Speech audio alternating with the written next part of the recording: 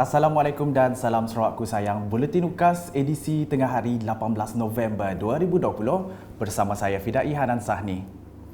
Berita dimulakan dengan perkabaran mengenai timbalan Ketua Menteri Dato' Ahmad Douglas Ugambas yang dimaklumkan kurang sihat pada Selasa. Beliau yang juga pengerusi Jawatan Kuasa Pengurusan Bencana Negeri JPBN Sarawak kini berada dalam keadaan stabil selepas menjalani pembedahan kecil bagi membuka arteri jantung di sebuah hospital swasta pada hari yang sama. Pembantunya mengesahkan perkara ini dan memberitahu Dato' Ahmad Douglas akan bercuti rehat selama sebulan. Mewakili beliau untuk mempengerusikan mesyuarat harian JPBN Sarawak sepanjang tempoh rehat itu akan diumumkan nanti. Dalam pada itu, Dato' Ahmad Douglas turut menzahirkan penghargaan kepada semua pihak yang mendoakan kesihatannya dan berharap agar rakyat Sarawak sentiasa berwaspada. Berikut pula, masyarakat di Kampung Pesang Padawan akan menerima manfaat setelah jalan pertanian di kampung berkenaan mula dilaksanakan pada 4 November lalu. Upacara pecah tanah bina baru jalan pertanian itu telah disempurnakan Menteri Muda Pemodenan Pertanian Tanah Adat dan Pembangunan Wilayah Sarawak merangkap Ahli Dewan Undangan Negeri Adun Tarat, Datuk Roland Sagah Wee In pada Selasa.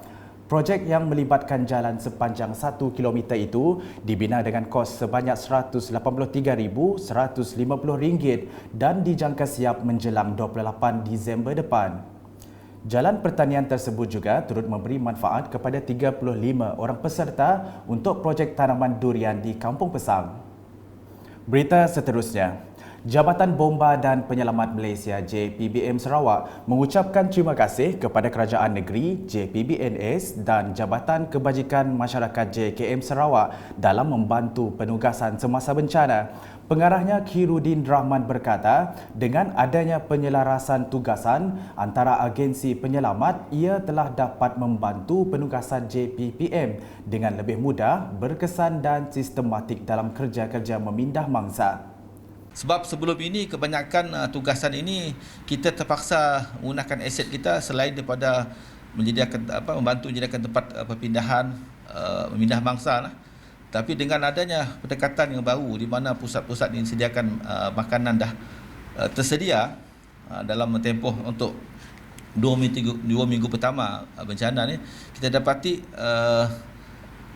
kerjasama di antara agensi telah dapat membantulah, dan kita mengharapkan bahawa pihak komuniti sendirilah dapat memberi kerjasama yang sewajarnya. Katanya dalam sidang media persiapan JBPM Sarawak menghadapi monsun timur laut di Ibu Pejabat JBPM Sarawak pada Selasa. Mengenai aset bomba dan penyelamat, Khairuddin menjelaskan kesemua aset-aset yang sedia ada dapat digunakan dan berada dalam keadaan baik.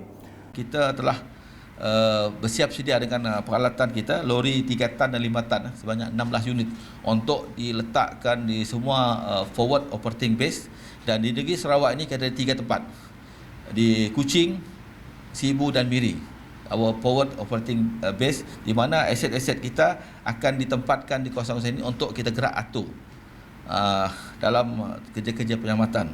Untuk unit 4x4 pick up, kita ada 67 unit. Dan alhamdulillah dimaklumkan hampir semua peralatan ini berada dalam keadaan baik dan boleh digunakan. Bot penyelamat 45 unit daripada 34 balai, kita ada 45 unit. Ini tidak termasuk bot-bot yang akan kita guna pakai daripada bomba sukarela dan juga bomba komuniti. Dan dalam masa yang sama juga helikopter kita Augusta 189 beroperasi di Miri dan boleh digerakkan di lokasi-lokasi. Beliau turut memberitahu mulai tahun ini pengarah JBPM Negeri telah diberi mandat untuk menggerakkan helikopter dengan hanya memaklumkan kepada Putrajaya, dan proses ini lebih cepat dan teratur.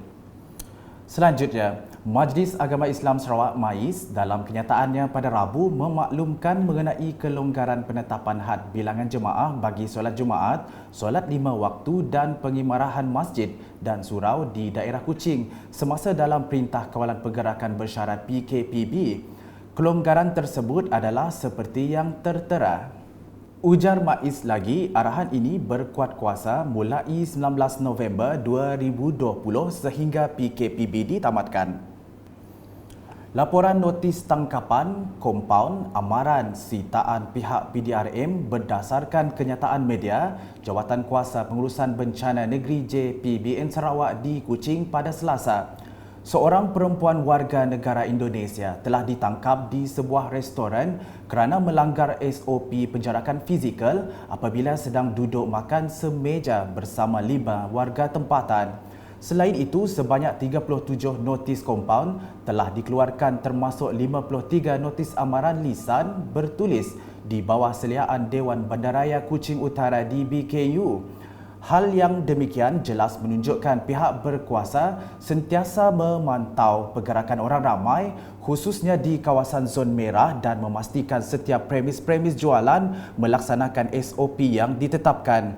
Untuk itu, orang ramai dinasihatkan untuk terus peka dan jangan ambil mudah dengan pelaksanaan PKPB yang dikuatkuasakan. Sekian edisi Tengah Hari bersama saya Fidai Hanan Sahni dan kru penerbitan. Ikuti berita selanjutnya pada edisi malam. Berita-berita terkini Sarawak boleh didapati di Facebook, Instagram, Twitter, aplikasi Telegram UKAS serta UKAS Channel di YouTube. Salam UKAS.